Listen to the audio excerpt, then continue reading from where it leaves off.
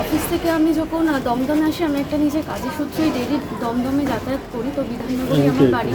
তো সেই সূত্রে আমি যখন 1 নম্বর প্ল্যাটফর্ম থেকে শান্তিপুর লোকালে উঠতে যাই, সেই মুহূর্তে মানে প্রত্যেক দিনের তুলনায় যে পরিমাণে ভিড় থাকে সেই পরিমাণে ভিড় আজকে ছিল না, অনেকটাই ফাঁকা ছিল। তো আমার পাশেই যে ছিল সে হচ্ছে মানে ইনি আমার পাশে ছিলেন, এই ভাইটা। তো সেখানে আমি যখন উঠতে যাই, আমার পিছন থেকে আরও দুজন দাদাও ওঠার চেষ্টা করেন, কিন্তু আরেকজন পুলিশ অফিসার, তো আমি এই মুহূর্তে এসে জানতে পারি যে তিনি একজন পুলিশ অফিসার। তো উনি এসে কি করেন না, আমার বুকের মধ্যে জোরে চেপে উনি পালানোর চেষ্টা করে। আমি সেই মুহূর্তে ট্রেনটাকে ছেড়ে দিই, আর ওনার আমি হাতটা ধরে নিয়েছিলাম, তাই আমি ওনাকে ধরতেও পেরেছি, আর ওনাকে নিয়ে এসে আমি দমদম স্টেশনের এখানে আসি। আর উনি ট্রেনে আসার সময় রীতিমতো বলে যাচ্ছেন যে উনি কিছু করেননি, কিন্তু যখন ট্রেনটা ছেড়ে দিয়েছে, আমার যে কো প্যাসেঞ্জাররা ছিলেন, মানে যে আন্টিগুলো ছিলেন, তিনি যখন আমার হয়ে কথা বলেন, তখন উনি বলেন যে যেই ব্যক্তি বলছিলেন যে উনি কিছু করেননি, সেই মুহূর্তে উনি পাল্টি খেয়ে বলছেন যে উনি ভুল করে ফেলেছেন। যদি এটা ভুল করেই হতো তাহলে তো উনি আগেই বলতে পারতেন যে উনি উঠতে গেছে, ভুল করে হয়ে গেছে, কিন্তু উনি কিছু ভুল করেননি। উনি নিজের ইচ্ছায় আমার সাথে খুবই জঘন্য একটা কাজ করেছেন এবং আমার বুকে হাত দিয়েছেন, দেওয়ার চেষ্টাও করেনি এবং বুকটা আমার চেপেও দিয়েছেন, খুবই খারাপ করেছেন। একটা কথা বলছি, মানে আমরা মেয়েরা সব থেকে বেশি বুঝতে পারি যে কোন টাচটা আমার জন্য ঠিক আর কোন টাচটা আমার জন্য ভুল।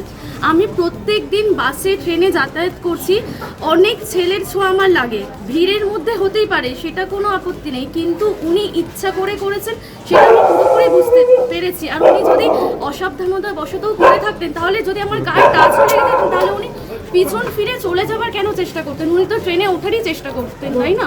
আর উনি যেহেতু ভুল করেছেন, অন্যায়টা করেছেন, তাই উনি পিছন ফিরে পালিয়ে যাবেন। 7টা 4-এর শান্তিপুর লোকালে একটি 26-22 বছরের একটি মেয়ে, তিনি ট্রেনে উঠে বিধাননগর থেকে, আর যেই লোকটা এই ঘটনাটা ঘটায় তিনি পুলিশেই আছেন, রাজ্য পুলিশে উনি কাজ করেন। রাজ্য পুলিশ না কলকাতা পুলিশ? রাজ্য পুলিশ, ভবানী। তো উনি শিয়ালদা থেকে ওঠার পর উনি যেহেতু ট্রেনটা হয়তো ভিড়টা কম ছিল, তা সত্ত্বেও উনি মেয়েটার পাশে ঠেলে এগিয়ে আসে, ওনার মানে বুকের মধ্যে হাত দেয়, অনেকবার প্রেস করে। তারপরে যার সাথে এই ঘটনাটা ঘটে, সে ট্রেন থেকে নেমে এসে লোকটাকে ধরার পর আমরা এগিয়ে যাই, এবং তখন একদমই লোকটা ডিনাই করে যে না, আমি কিছু করিনি। যখন আমরা ওনাকে ফোর্স করি, তখন উনি বললেন যে না, হয়তো ওনার ভুল করে হয়তো লেগে যেতে পারে, বাট এখনও উনি বলছে যে আমি করিনি। কিন্তু যখন ফোর্স করছে ওনার ওপর, উনি তখন বলছে যে হয়তো এটা ভুল করে লেগে যেতে পারে। তুমি তখন কোথায় ছিলে যখন ঘটনাটা ঘটছে? আমি ট্রেনে উঠছিলামই, তখন এই ঘটনাটা ঘটে। কোথা থেকে উঠছিলে তুমি? বিধাননগর থেকেই উঠছিলে? ঘটনা ঘটেছে কোথায়?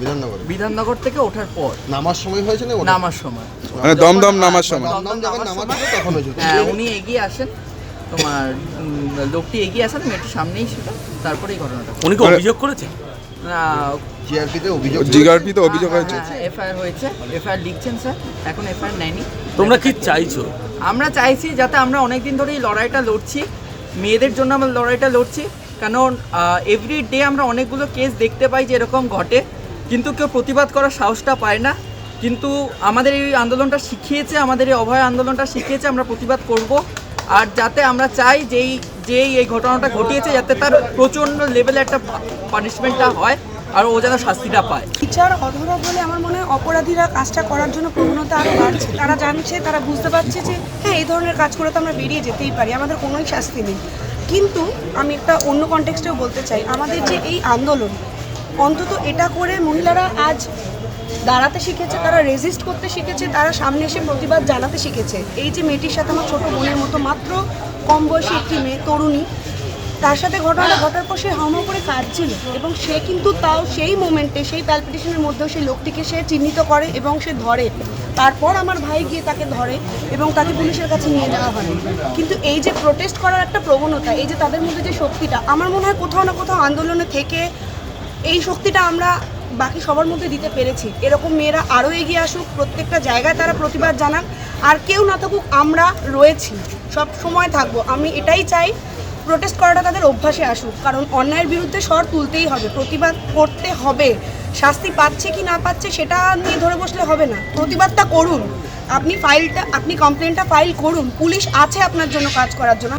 এর থেকে লজ্জাজনক আর কিছু নেই, কারণ আমরা কার কাছে যাব আমাদের মানে সুরক্ষার জন্য, যদি রক্ষাকর্তাই ভক্ষক হয়, মানে যে রক্ষক সে ভক্ষক। তো এই রাজ্যে বসবাস করে আমরা তো আগেও লজ্জিত হয়েছি, এখনো লজ্জিত, আমরা প্রত্যেক দিন লজ্জিত হই, মানে মহিলা হয়ে আমরা দিনের পর দিন লজ্জিত হই। আমি জানি না এর শেষ কোথায় গিয়ে ছাড়বে, কারণ তিলোত্তমার বিচার যদি একমাত্র এই বিচারের সঙ্গে আমাদের সুরক্ষা জড়িয়ে আছে, সে পুরোপুরি রাজ্য এবং প্রশাসন আমাদের সঙ্গে যা করলো বা যা করছে, আমরা এখনো পর্যন্ত বিচার পাচ্ছি না। আমরা জানি না বিচার কবে পাবো, তবে শেষ দিন পর্যন্ত আমরা লড়ে যাব যাতে আর কোনো তিলোত্তমা বা অভয়া না তৈরি। বিচার অধরা বলেই কি এই ধরনের ঘটনা আরো বাড়ছে? হ্যাঁ, কারণ আমাদের যদি দেশে কোনো আইন থাকতো বা আমাদের রাজ্যে বা আমাদের কি বলবো এই যে আমরা যে দিনের পর দিন মলেস্ট হচ্ছি বা কোনো রকম রেপ হচ্ছে, এই সমস্ততে যদি কোনো আইন থাকতো, তাহলে একজনকে যদি শাস্তি দেওয়া হতো পরের বার সে ভয়তে করতো না, সে কোনো শাস্তিই নেই তো আর করবে নাই বা কেন? তার বিরুদ্ধে ব্যবস্থা নেবে রেলওয়ে পুলিশ যে আছে, আরপিএফ, তারা এফআইআর করলে পরে রাজ্য পুলিশের উচিত তাদেরকে গ্রেপ্তার করা।